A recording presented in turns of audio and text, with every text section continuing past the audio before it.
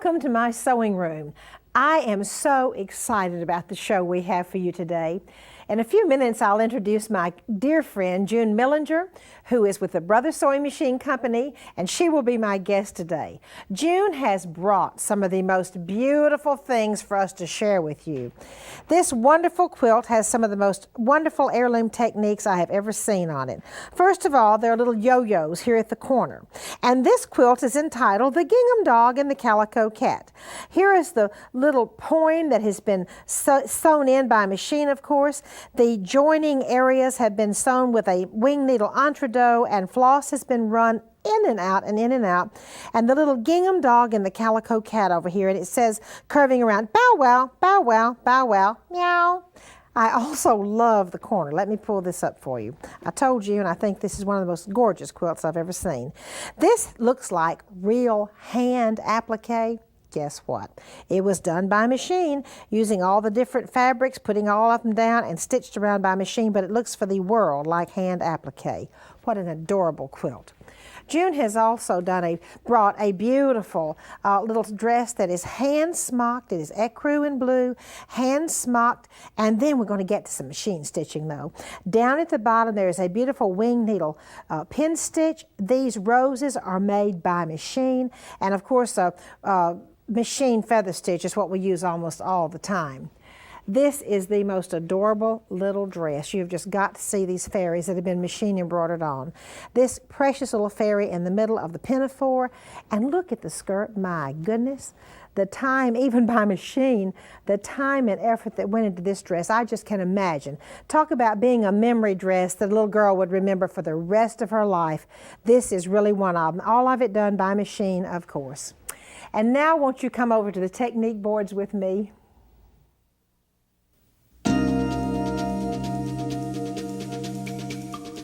You know, I always like to share with you the easy way of doing everything well. I can show you an easy way of making a magnificent day gown like this. Absolutely beautiful. 3 pin tucks, lace insertion, 3 more pin tucks, lace insertion, all the way across the front of this very, very sweet and simple to make day gown. Then come on down to the bottom, and here's more insertion. Once again, 3 double needle pin tucks, insertion, and a beautiful hem. Now, what I'd like to share with you is the easy way of making this day gown. First of all, you need a piece of square fabric that will be the length of the day gown. We just had to make it a little shorter for television, of course. Then we're going to do all of the work across the top. I'm going to put the lace insertion down. I'm going to zigzag or wing needle pin stitch it down, or I can baste it down and then stitch it, but all the way across, and then I indeed come in and stitch this down and then trim the fabric from behind my little insertions. Now I want to put double needle pin tucks in between these pieces of insertion. So I come in and mark the center of each one of these sections, put a double needle pin tuck there, and then one to the left and one to the right, and so forth and so on all the way across it. Now this is that easy technique I wanted to share with you. Okay, after you get your whole square of fabric made, in other words, all of your insertion and everything, you fold it exactly in half, the complete square.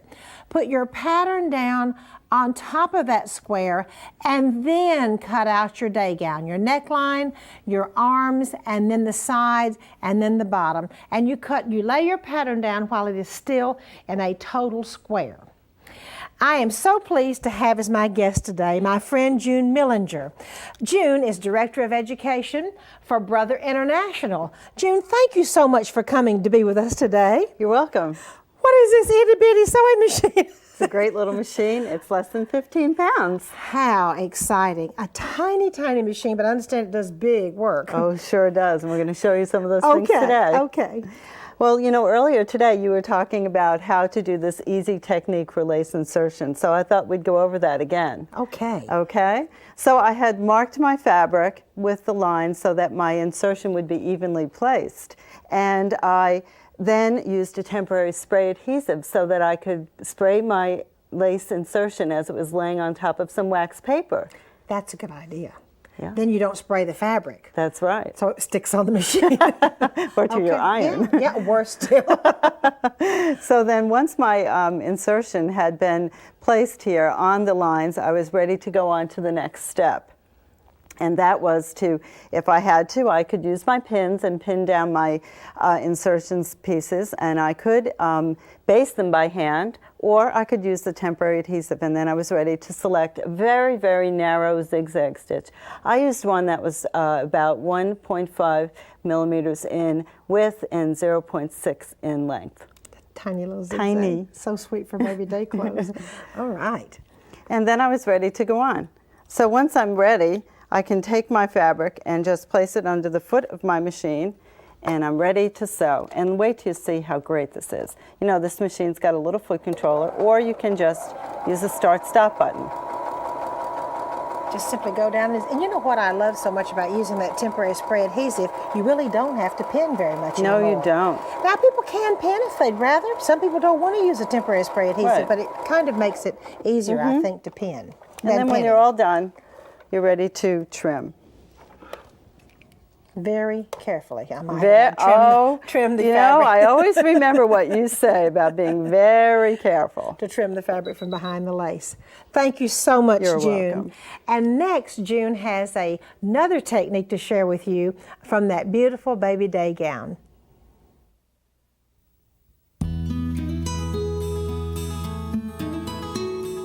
Those of us that like to sew really enjoy using every inch of our fabric and our pintucks and our lace.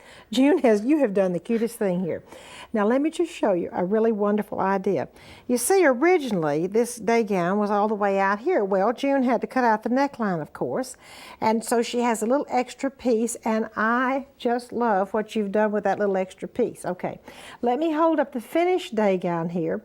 June has made a little pocket out of this little extra piece, just taking it, put a little lining behind it, folded it down. So we're going to sew the little pocket on the day gown, making this an absolutely precious way of using that extra little bit of 3 little double needle pintucks and the lace. I just love it. Now, June, let's talk about these double needle pintucks. This is an area in between the lace. Is there anything else that you might suggest if people don't want to use double needle pintucks? Well, of course, and that's why I thought I'd share some of these good little techniques with you today. Okay. Now, earlier we had the machine set up for sewing. It's easy enough to change it over to embroidery, and machine embroidery is very popular today. So I've slipped the embroidery onto the machine. Onto the tiny little machine. I turn on my machine, and I press this button here so that I reset my embroidery arm, and I'm ready to select a design. We can also use a memory card. So if I slip the memory card into the side of the machine, why don't you do that for me? I will, right there. There you go. Aha. And once you slip that in there, one of my card designs will come up on the screen, and I can flip through the screen here and decide which design I want to make. And I'm going to do design number 22. So I'm going to backtrack until I get to number 22, and there it is on the screen. A little up and down A little design. up and down design. So what I have to do is I get my fabric here, and I make sure that I have some stabilizer behind here. And I like this because it's called, it's a very lightweight stabilizer, and I can leave this almost behind the entire embroidered area, and it will be soft against the baby's skin. Once I've decided what design I'm going to embroider, if I cut this handy little template out of the template selection that's included with the card, I can cut little holes here along the grid line so that I can use that for placement. And then when I have done that, I can lay that right there on top of my fabric before I embroider, so that I can be sure that each thing will line up perfectly. And you can see this is a nice little alternative to those pin tucks. It's another vertical design. So I've got my fabric all hooped up here, and I'm ready to try this out. Notice how I use that template to mark the fabric. Are you going to do your embroidery before you put your lace on? I can do that. I may not even put the lace on at all. Okay, you might just put the embroidery on rather than the lace. Rather than the lace, depending upon what we're doing. You know, sometimes we get inspired to make something. Yes. It's a rainy day, And we don't have time to run out to the store maybe and pick up extra supplies, so we think of different ideas. So instead of doing the insertion, the lace insertion, we'll just have the vertical designs. Once I've selected this design, I'd want to go into an area of the machine, that would allow me to rotate the design so that I can have it going in the correct direction. So I will go to my layout area and I will press layout and I will rotate the design, in this case 90 degrees, and now it's going straight up and down if my fabric was going that way. But as it happens, my fabric is running this way, and I can use drop my needle down to make sure I'm in the centered position. And in this case, I need to move just a little bit to the right so that I'm centered. And if I want, I can press the trial button and it will actually travel around the field where the embroidery will take place. It would be very depressing if you had started something and found out you were a smidge off. Yes. So this is a good trial. Wouldn't be a good thing. A good trial to do earlier. Right. Okay. And I've threaded up my machine. There's lots of different embroidery threads we can use. Today we're going to use one that has a matte finish to it, so it really blends in nicely with my fabric. I think you're using a 60 weight too, aren't It's you? a 60 weight embroidery. A nice for an heirloomy look. Right. And before we had this machine set up for embroidery, so we had the foot controller attached. So I have to disconnect that so it doesn't beep at me. And I press my start button and I start embroidering.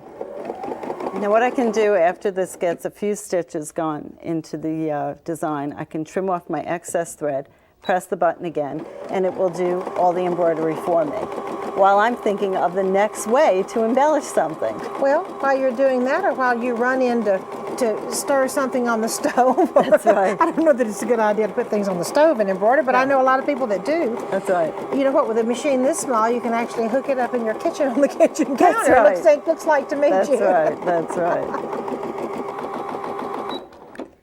Well, that is absolutely beautiful. And it won't take too long to complete that wonderful little vine, and then we'll have another embellishment for the day gown. That's right. It only takes about 3 minutes for that to embroider. The whole thing. The whole thing. That really is easy. It is easy. Okay, what else do you have over there? Well, you know, another technique would be to use a similar elongated design, and again, marking your fabric so that you can complete one design and then connect the next design. You can't even see where I've connected this. I absolutely cannot see it. No, but there are 3 different sections here. On this, and you know Yes. what, that pretty towel. I think towels and linens are some of the items that people are really enjoying embroidering. Oh, sure. For gifts and for ourselves too. So in this case, we took 3 hearts and joined those together. A design like this is built into the machine, so you don't even use one of the memory cards. It has a beautiful satin look. You could put this on the yoke of the baby day gown as well. A to monogram it. a heart and a monogram would really be pretty, wouldn't Be it? beautiful, just beautiful. Well, I want to thank you so much, June, for joining us today. It has been so much fun seeing your little tiny machine and the embroidery and this beautiful baby day gown, and especially your little pocket that went on the day gown. And next, I have a home decorating project for you.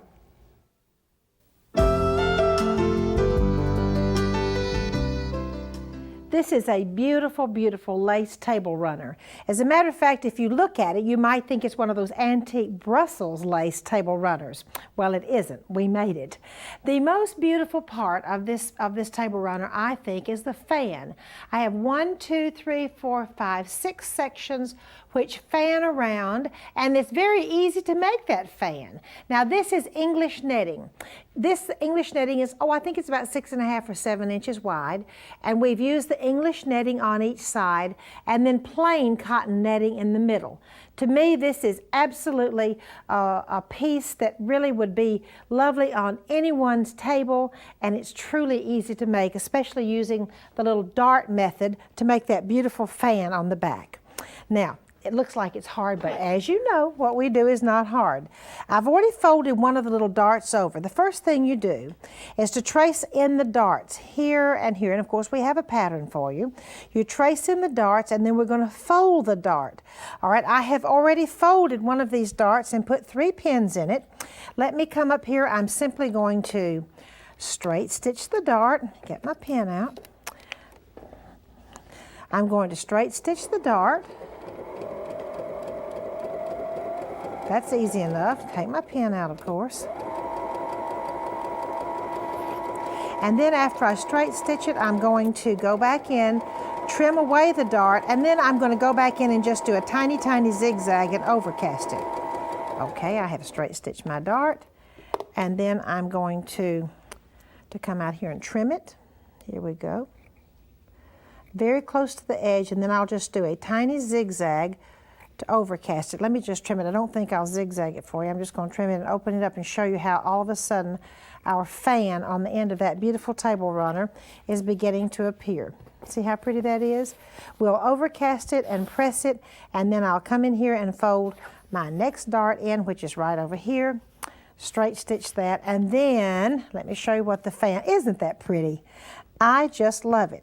Now what you're going to do after this, you're going to come in and zigzag the fan onto the pieces. We have the center piece and the two side pieces that have to be just zigzagged, a tiny little zigzag to attach it, and you have a beautiful table runner.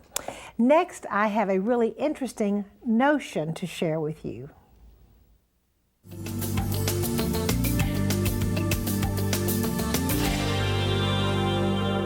The new fabric that I'd like to show you today is called Tencel, and this is spelled T-E-N-C-E-L. What is Tencel? Tencel is really made from wood pulp. It's like a recycled tree pulp, and the trees are specifically grown for this purpose, and the trees are all replanted. So today, with all the earthy and recycled type things that we're hearing about, this is very important to show this fabric and talk about the fabric. The fabric also dyes very well. It has a slightly brushed hand or feel to it. When you're feeling the fabric, you can feel just slightly raised fibers in it. Tencel blends very well with lots of other types of fibers, be it cotton, linen, wool, rayon. It blends very well with other types. So it makes it very soft and very durable. And it has extra strength to it. It also takes to dye, coloring dye very well, this type of fabric does.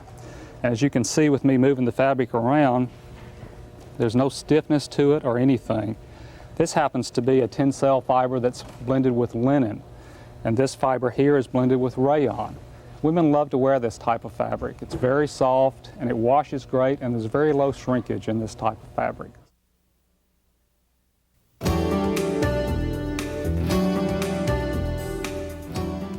I'm so pleased to have as my guest today my dear friend and business colleague, Kathy Neal. Kathy is one of the outstanding needle artists and teachers in the world today. She is also enrolled in the certificated course at the Royal School of Needlework in London. Kathy, welcome to the show. Thank you for having me, Martha. Today I would like to share with you a fine hand sewing stitch, the shell stitch. It originated in Victorian times and gained a lot of popularity then as an underwear stitch. And I have used it for that very reason today, because it's wonderful on these little baby slips like I have here today. And the reason it's so nice done by hand is because there's less thread. There's not a bobbin thread or an upper thread, but just our one single fine sewing thread. And this makes a very soft finish against babies' delicate and sensitive skin. Our machines do gorgeous shell stitch, but just for these tiny babies, I like to do a hand application. To do this stitch, you need a nice, small hand sewing needle.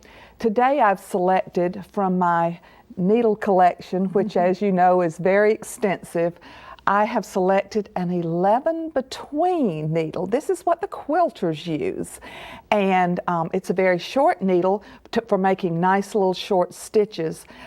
It also doesn't leave a lot of holes because it has a very small shaft, but I find an 11 between is wonderful for this sort of sewing. I'm also going to use an 80 weight all cotton thread. And for strength, because this is a pulled stitch, I'm also going to wax my thread. This is a cake of beeswax. This precious little cake was a gift from a sewing guild that I just taught for, and this was the favors at their little luncheon they had. And I just simply want to pull the thread. This strengthens the thread, and it also makes it easier to go through the fabric. If you find that your thread, your 80 weight thread is breaking, then by all means back up to perhaps a 70 weight thread with some synthetic fiber in it also. To start this stitch, I want to do a double turn down, as you see I have here. Now I'm going to demonstrate on this 1/4 inch turn down, but actually for this slip, because the scale of sewing and stitching on baby wear should be in keeping with the size of the garment, I actually, when I did this, I used a 1/8 inch double turn down. And to start this stitch, you simply turn that allowance down all the way around the area that you're going to shell stitch. And I start this by hiding the knot in my thread right in the fold of the fabric, just like that. And then I begin by doing little whip stitches, 1, 2, 3, and on that 1/8 inch turn down, those stitches were about a 1/16 of an inch. Do you see how nicely that thread just glides through there? And on the next stitch, you either want to throw your thread across the fold, just like that, and come back through the fabric and the fold so that the thread loops over the edge, and then you give it a little tuck so that a little scallop is formed.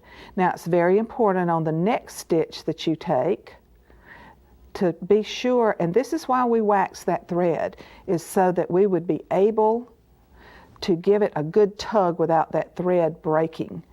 And if you tug a little bit on that first stitch on the next shell, then you will see that it makes the previous shell even more distinct. Now the other way you can make this is to go through the fabric only so that the needle comes out behind the turn under, and then come back over and take another tiny stitch right at the point where you took the 3rd stitch. And then you pull that one more time, and as you see, you get a wonderful, wonderful shell effect. And it's very simple, Martha, and a fine hand sewing technique that's applicable to lots of places. Well, I know the first slip I ever saw with that wonderful little shell stitch when Joanna was a little girl, all I could think of was, what is it? It is so delicate and so sweet. And of course now, I do know what it is. And a very washable stitch. Well, it's what you wouldn't be on baby clothes, I don't believe, for probably more than a century if it were not washable. Kathy, thank you so much for being here. And next, won't you come along to my attic with me?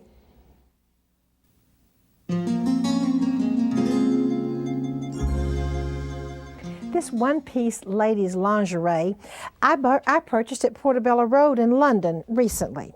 It is so pretty. It has bows on the top, on the bodice. Of course, it has just pretty little buttons, as is typical of pieces of this era. See that wonderful, great big lace and that pretty bow? Well, there's another great big lace and a pretty bow on the bottom. This is a one-piece of lingerie. Now let me turn this around. It's just as pretty on the back as it is on the front. All of the work. This is another big bow on the back, and lace goes down, and would you even believe there's another big bow on the back.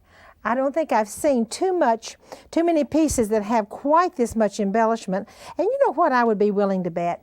I would be willing to bet that this was a piece from a young girl's trousseau. Do you see the technique there? That I bet you can see the flip-flop lace on the bottom.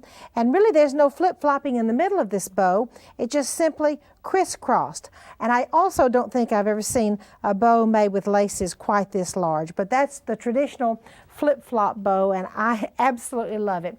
I can just imagine that somebody had a lot of fun making this beautiful lingerie. Thank you for joining me in my sewing room today. We have just loved having you as our guest, and I would like to invite you to come back next time.